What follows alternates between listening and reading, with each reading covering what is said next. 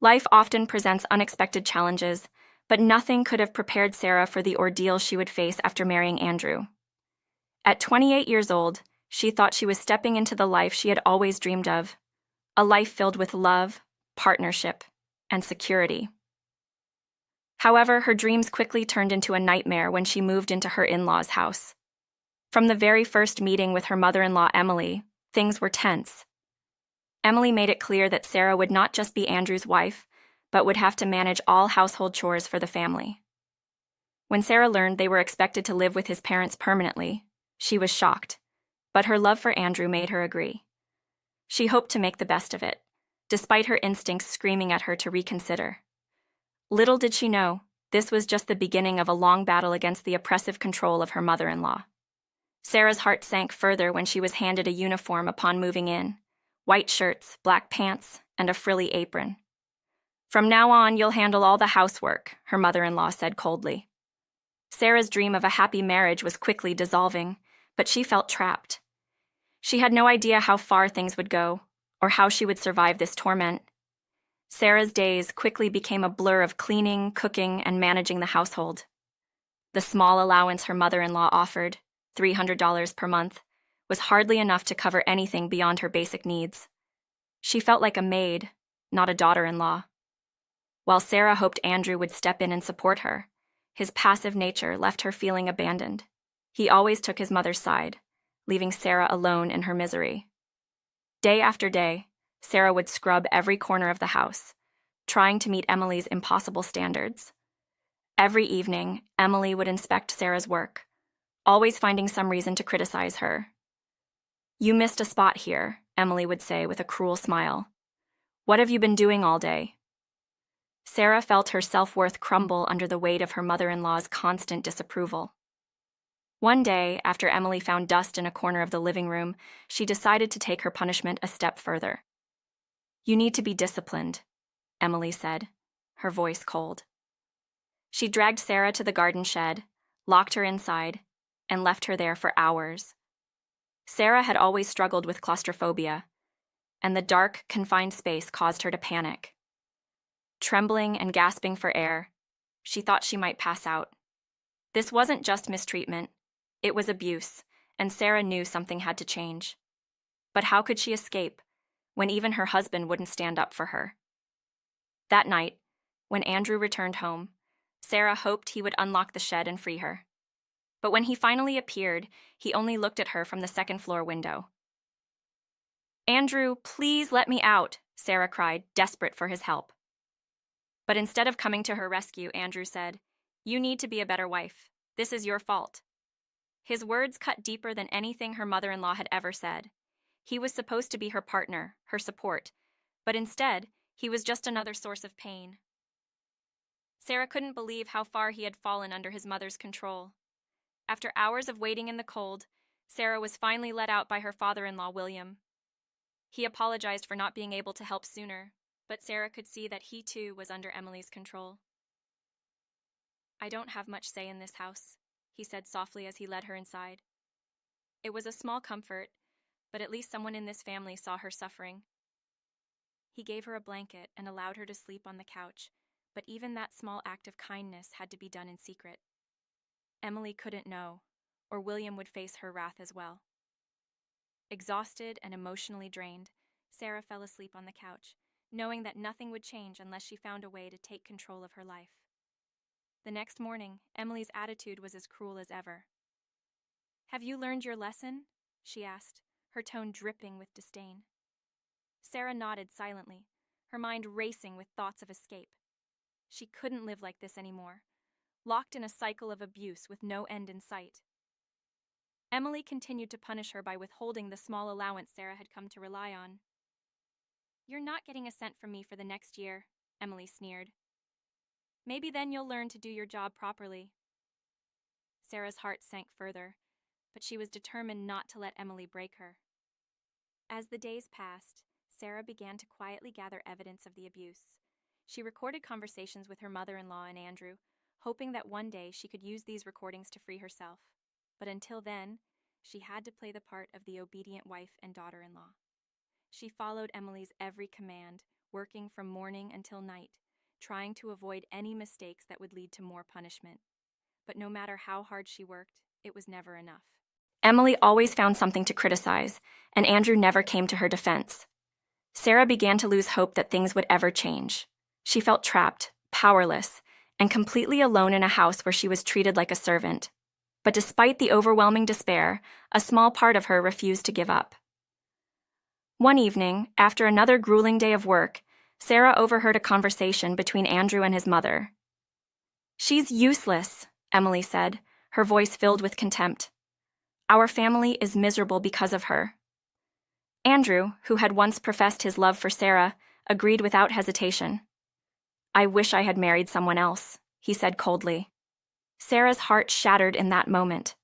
All the love she had once felt for Andrew was gone, replaced by a deep sense of betrayal. How could he say such things about her? She had given up everything for him, and this was how he repaid her. Sarah decided then and there that she couldn't stay in this house any longer. She had endured months of emotional and psychological abuse, but this was the final straw. That night, while the rest of the house was asleep, Sarah quietly packed a bag. She had no clear plan, but she knew she had to leave before things got worse. She slipped out the front door, her heart pounding in her chest, and ran to the nearest taxi stand. As the taxi sped towards her parents' house, Sarah felt a mixture of fear and relief. She didn't know what her next step would be, but for the first time in months, she felt a glimmer of hope. She was finally taking control of her life. When Sarah arrived at her parents' house, they were shocked to see her standing at the door, still wearing the maid's uniform her mother-in-law had forced her to wear. "What happened?" her mother asked, her voice filled with concern. Sarah hesitated for a moment, unsure of how to begin. But as soon as she started talking, the words came pouring out. She told them everything: the abuse, the isolation, the way Andrew and his mother had treated her like a servant. Her parents listened in stunned silence, their faces growing more horrified with each passing moment. When Sarah finished, her father stood up and said firmly, "We're going to their house. This will not stand." Sarah wasn't sure what her father had planned, but she knew she couldn't go back there. "Dad, I don't want to go back," she said, her voice trembling. "I just want to be free." Her father nodded, understanding the fear in her voice. "You won't have to go back," he assured her. "We'll handle this." The next day, Sarah's parents accompanied her back to the house to confront Emily and Andrew. They had no idea how Emily would react, but Sarah felt a sense of strength having her parents by her side. She had finally taken the first step towards breaking free from the nightmare she had been living in. When they arrived at the house, Emily greeted them at the door with a forced smile.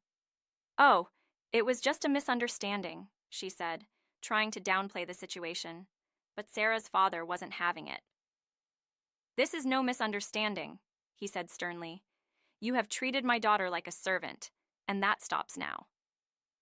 Emily's smile faltered, but she quickly recovered, trying to charm her way out of the confrontation. "Come inside, let's talk about this," she said, waving them into the living room. Sarah felt her stomach churn as she stepped back into the house that had caused her so much pain. Andrew was sitting on the couch, looking uncomfortable but saying nothing. Her father wasted no time in getting to the point. "We're here to discuss the terms of Sarah's departure," he said. "She will no longer be living here, and we expect compensation for the way she has been treated." Emily's face turned red with anger. "Compensation?"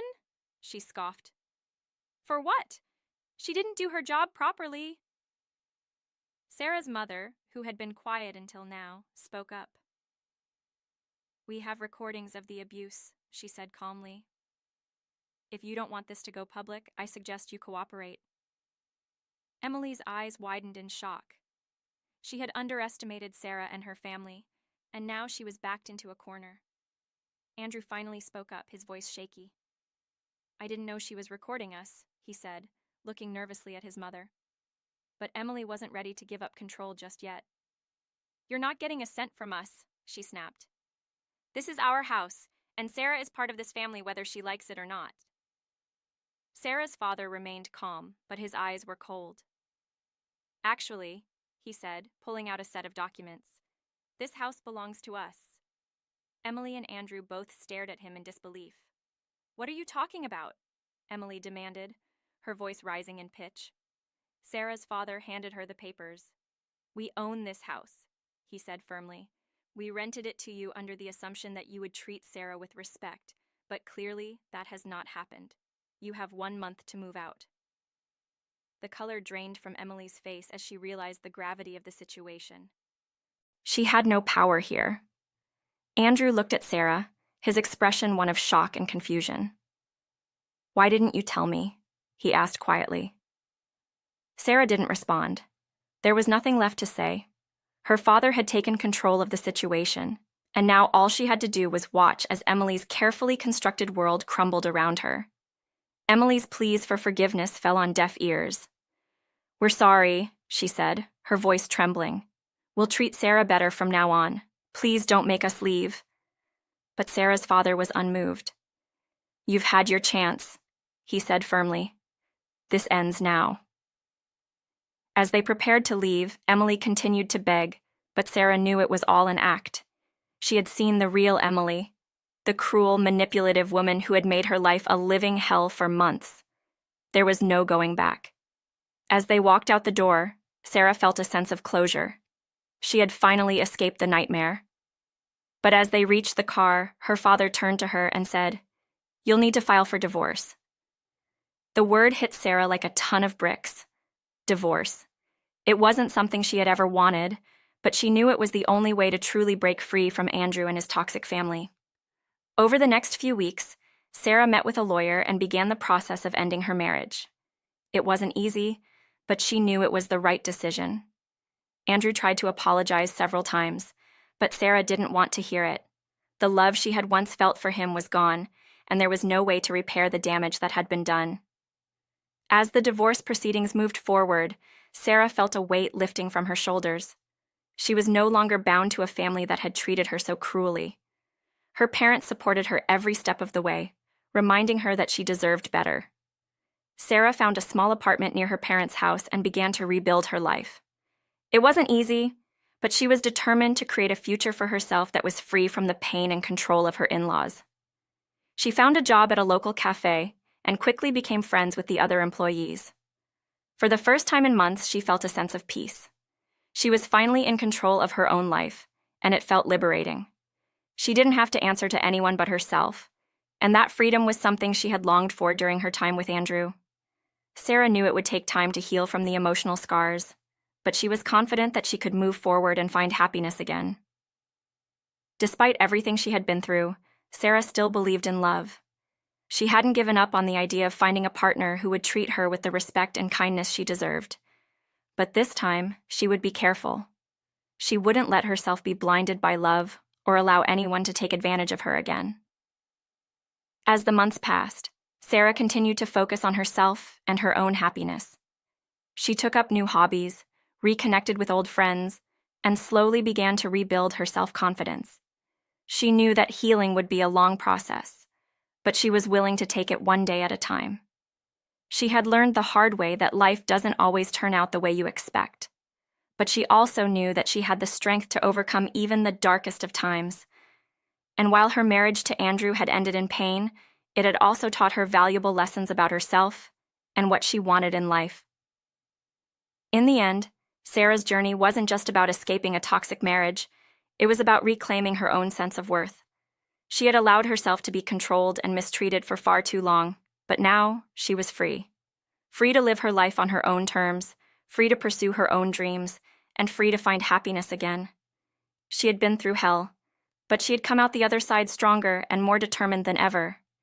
And while she still had moments of doubt and fear, she knew that she was no longer the scared, isolated woman who had once been locked in a garden shed by her mother-in-law.